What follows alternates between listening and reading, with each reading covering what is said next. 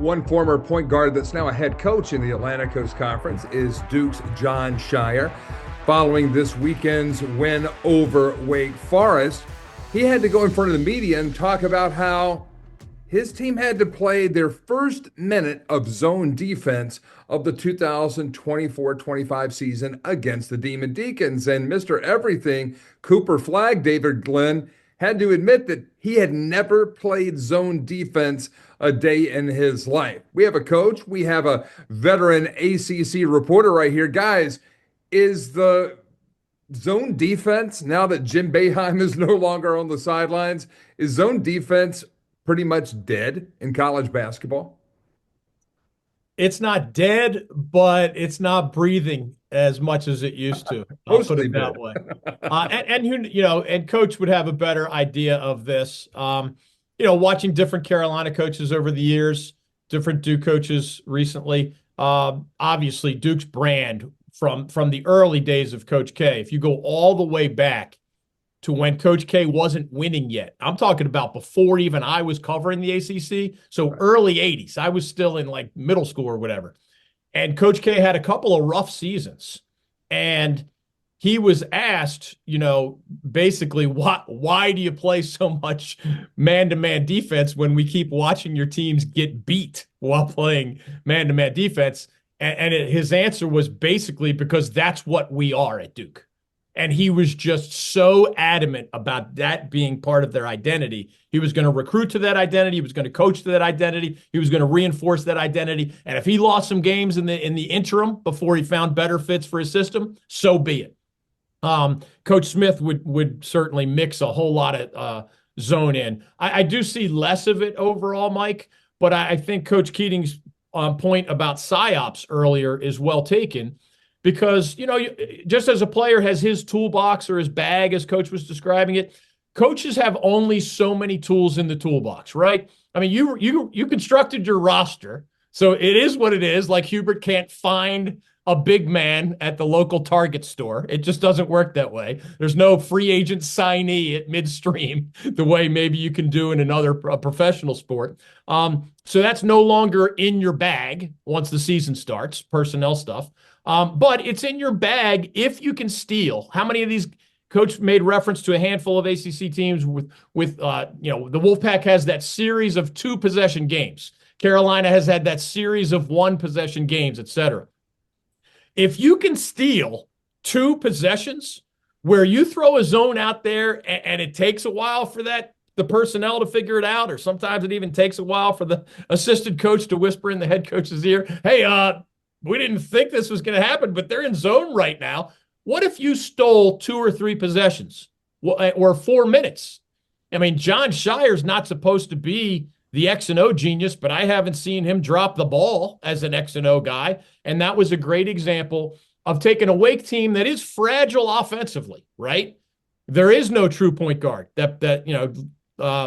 Tyler is a growing young player. He's the only true point guard. He's not yet, to me, a starting caliber ACC point guard, but he's having to start because Wake's offense doesn't work very well when you're asking Hunter and Cameron to bring the ball up all the time. So I think his coach's point from earlier was really well taken. In a game that nearly went down to the wire in Winston-Salem, Jon Scheyer's tactics, surprising his own players to a degree, threw Wake off enough for a handful of possessions at a time where that joint was going crazy. Deeks have that amazing home record in recent years. Those fans were jacked up for that game, and it looked like the Deeks might just take it. They didn't, in part because of that tool in Jon Scheyer's coaching toolbox, and it made all the difference. We're going to go to the ACC tournament in Charlotte. We're going to see a lot of close games. If a coach thinks that could steal a possession or 3 or a minute or 3, it could definitely be the difference between winning and losing, as we saw in Winston-Salem not too long ago. When we won the prestigious CBI in 2013, and I'm a man-to-man guy. I was brought up in PJ Carlissimo's staunch man-to-man guy. Hey, rings are rings, right, Mike? They count. We got them in the case. I wouldn't have traded it. Obviously, it would have been nice to make the tournament that year, but we had, oddly enough, that year, we lost in 2 fluke double overtime games at home in the first week of December, and we came into Duke after Christmas at 11-2 in a year where Duke was unranked in the preseason, won all 13 games. They were number one in the country. And we had a lead. Just a little side note here, just for the fans in the crossover. We had a lead with 17 minutes and 30 seconds to go in the second half. It was a really good Santa Clara team. It was obviously the best team I had. Had we not lost those 2 games, this might have been a resume type at-large game, right? We both would have been 13-0. Be that as it may, I got my taste of what I already knew, and I was pointed in dealing with Duke and when we were going to play this game. 17:34, I think, on the clock, if my mind is burned and etched into my memory. Timeout Duke. Santa Clara's up 4. I think I might have told you the story once, Mike Davis. You'll get a chuckle out of this. And I'm in the huddle, and I'm trying to settle our guys' nerves down. And I come out of the huddle, and I sit next to the now head coach at Appalachian State, Dustin Kearns, my assistant at the time. And he stoically says, I say, Dustin, and he says, no, coach, don't even worry about it. This game's over. I'm like, whoa, you're a little optimistic. No, you don't understand. That whole time out when you're talking to your players, yeah, coach was talking to his 3 guys on the floor the whole time. He never even talked to his team. He didn't even talk to the team. The whole time he stood outside the huddle. And it was Joe Lindsay, and I want to say, gosh, I have these guys' faces burned in my mind. I remember Joe Lindsay was there, and within 3 minutes they were in the 1-on-1, and the game was over. I got my take. And by the way, I think that was like they had won like 100 in a row non-conference games, right? Like, so anyway, be it as it may, that year we played in the postseason in the CBI. And I bring up this because having not been a zone guy, and the PSYOPs part of it is very relevant here, because sometimes it's not about what your team can do. It's about what the other team can't do. And you just have to kind of get over it. And I remember watching this back when I had a couple of my former assistants ask about the zone, because we didn't want to go point zone. We didn't want to do 2-3. We didn't want to do 1-3-1. We wanted to kind of give them something that no one had ever seen before. We actually went in an extended 2-1-2 zone, which made no sense at all, other than we put in 3 rules and let them stick to those rules and let them figure out the rest. And I remember when we first used this, it was our quarterfinal game at Wright State. And they literally were throwing the ball to our team. They didn't even know they'd never seen it before, which was kind of half irrelevant. They were trying to attack a spot where we put a guy. They were throwing it to us. And I went back into our final. We played George Mason in the finals that year at George Mason. And we were actually using this, and this is a man-to-man coach, while we were losing, which if you ask any coach is like the death knell for playing zone. As soon as you give up a shot, as soon as you lose the lead, get out of it. I couldn't believe that my assistants, and credit to them for convincing me to do this, and credit to the team that we had that year for staying with it. We actually stayed with it when we were losing because it was so hard to play against, and the totality of the possessions were more effective than playing man at that time. Helped us win a championship.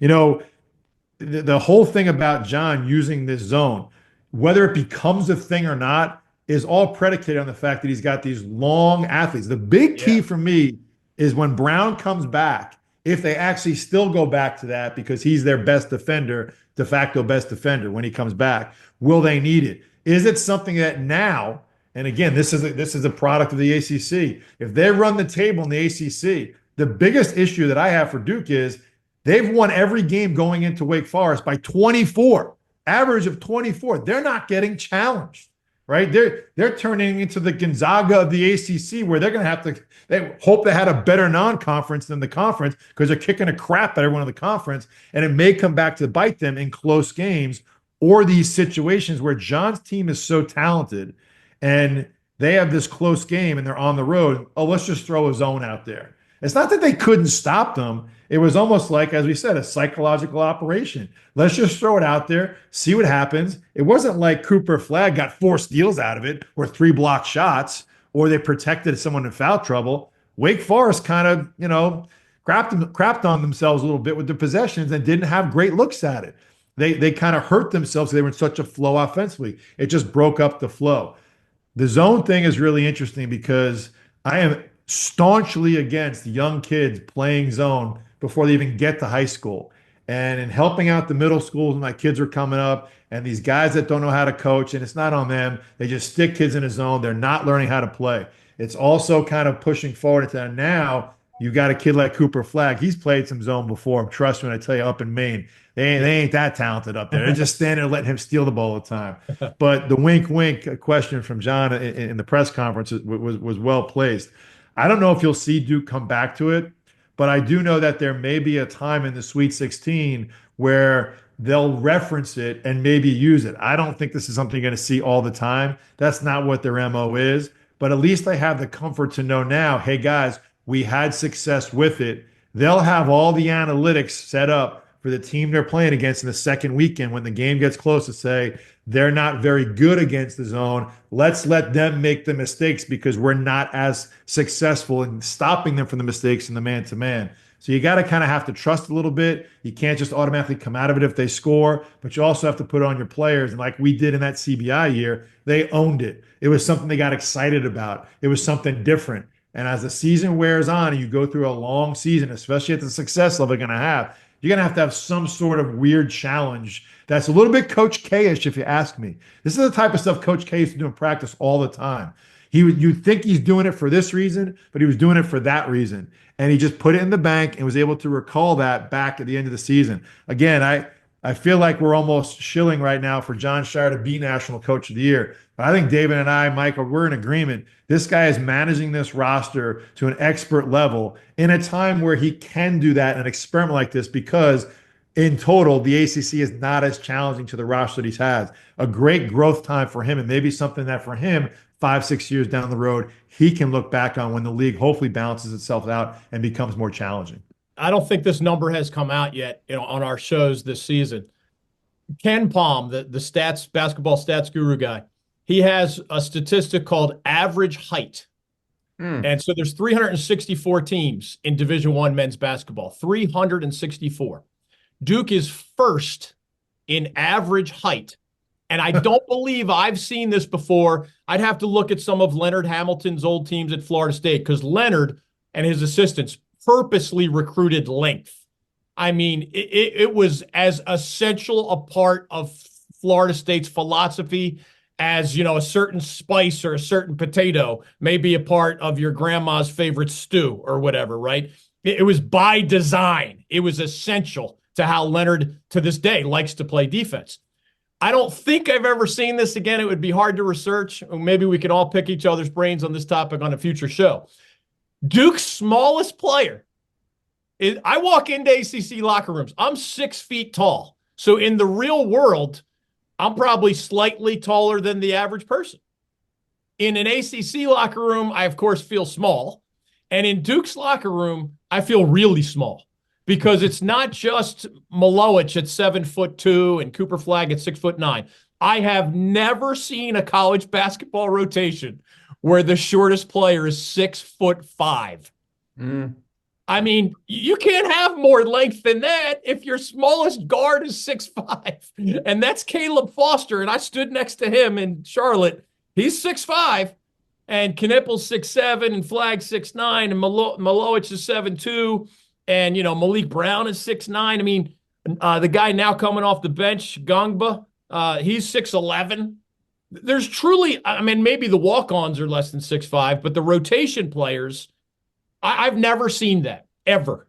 And it's, again, not by accident, right? You're not going to not take an elite player if he happens to be 6'2", but it's not accidental that Duke has this elite defensive team based on those man-to-man principles for the most part, but also based on as much freaking wingspan as you've maybe ever seen in modern college basketball history.